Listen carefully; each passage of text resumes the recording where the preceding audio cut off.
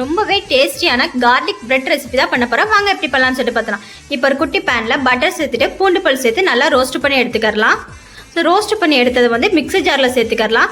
Mixie ஜாரில் சேர்த்தோன்னே நம்ம கொத்தமல்லி தழை கொஞ்சமாக சேர்த்து பல்ஸ் மோலில் அரைச்சிட்டு வந்துக்கலாம். இப்போ அரைச்சிட்டு வந்தோடனே பட்டர் சேர்த்து அதே மாதிரியே பல்ஸ் மோலில் அரைச்சிக்கலாம்.